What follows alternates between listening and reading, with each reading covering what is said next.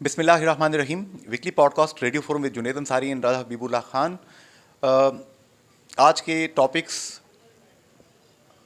Kashmir orphan relief trust کی بیٹی نے دبئی میں پاکستان، کشمیر، میرپور کا نام پوری دنیا میں روشن کر دیا. زید سسٹینیبلٹی ایوارڈ پہلا انعام حاصل کیا. اس پہ ہم نے بات کی. اسی طریقے سے آزاد کشمیر میں سیاسی کشیدگی میں اضافہ، اس پہ گفتگو ہوئی.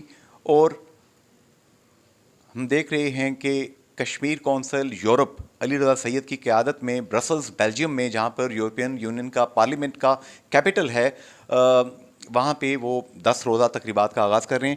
جناب راجہ حبیب اللہ خان صاحب مہمانان گرامی کون تھے؟ انصر صاحب بہت بہت شکریہ. آج کے پروگرام میں P M L N Azad Kashmir کے جو صدر ہیں جناب شاہ غلام قادر صاحب ہمارے ساتھ تھے. اسی طرح ممتاز براڈ کاسٹر اور ریاست جموں کشمیر کی اہم شخصیت جناب چودھری محمد شکیل صاحب ہمارے ساتھ تھے. چیف ایڈیٹر روزنامہ جموں کشمیر جناب عمر محبوب صاحب جو ہیں وہ ہمارے پروگرام میں آج شامل تھے. اچھا، پہلے میں ذرا سیاسی آپ سے بات پوچھ لوں.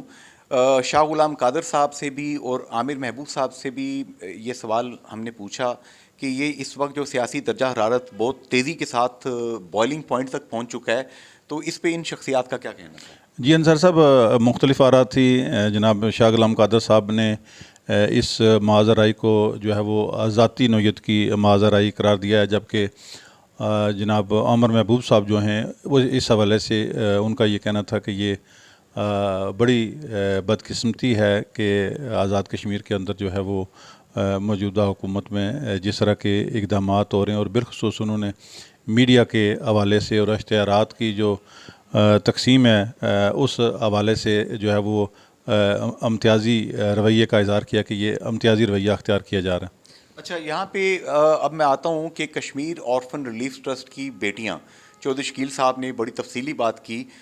سیدہ کنزا کاظمی اور پوری ٹیم وہ جو ان کے ساتھ گئی وہاں پہ جب پہلے انعام کا اناؤنس کیا گیا تو پاکستانی وزیر اعظم، نگران وزیر اعظم انوار الحق کاکڑ صاحب کے یہ الفاظ ہیں کہ میں وہاں پہ نعرہ لگاتے رہ گیا پاکستان زندہ باد. میں نے کنٹرول کیا کیونکہ سربراہان مملکت بیٹھے تھے. کیا کہتے ہیں آپ؟ جی انصر صاحب، یہ بڑے ایک جذباتی لمحات تھے، اور ایسے وقت میں جب کہ مودی سرکار جو ہے وہ کشمیریوں کو دنیا کے سامنے ایک دہشت گرد کے روپ میں پیش کر رہی ہے، ایسے حالات میں ہماری یہاں جو یتیم بچوں کا ادارہ ہے کوٹ، اس کی جو 2 بیٹیاں ہیں ہماری سمیہ اور سیدہ کنزا کاظمی جو ہیں، انہوں نے اپنی سپیچ میں جو ہے وہ پورے پاکستان کا نام، پوری ریاست جموں و کشمیر کا نام جو ہے وہ فخر سے بلند کر دیا. اور بتانے والے بتاتے ہیں کہ جب کشمیر کوٹ کا نام لیا گیا تو کیونکہ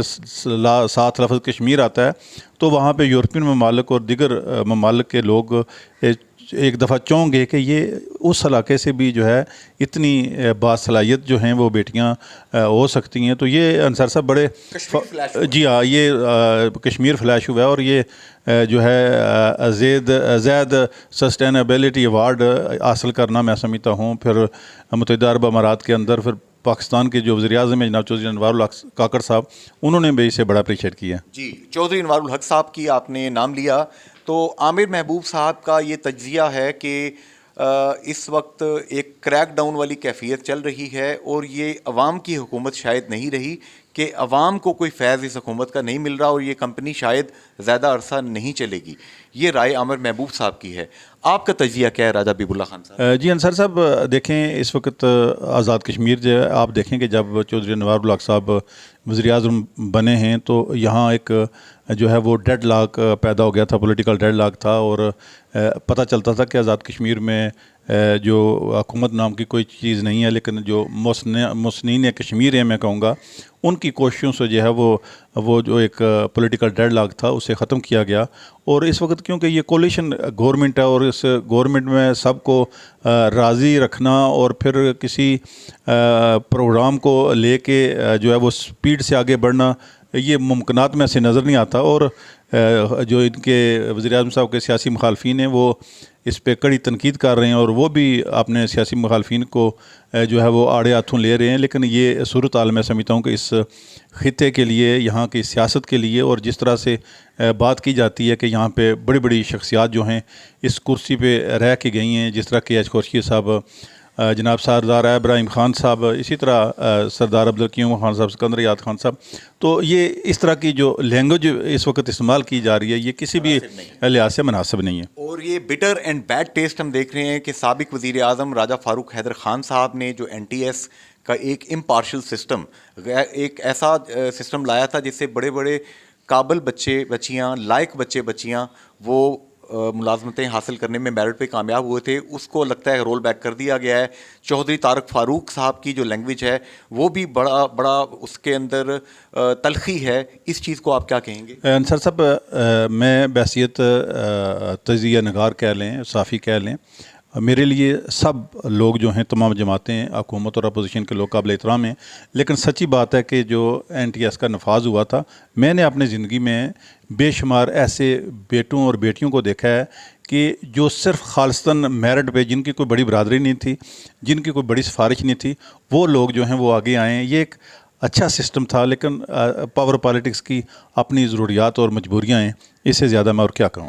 جی، اللہ کرے کہ جس طرح ہماری کورٹ کی بیٹیوں نے Kashmir orphan relief trust, Chaudhry Muhammad Akhtar, Chaudhry Muhammad Shakeel, Chaudhry Muhammad Hanif اور والنٹیئرس کی ایک بہت بڑی ٹیم، اس ادارے نے ہمارے وطن کا نام پوری دنیا میں روشن کیا، ہمارے سیاستدان بھی کاش کچھ سیکھ جائیں۔ آمین۔ فی امان اللہ، اللہ حافظ اینڈ گڈ بائے۔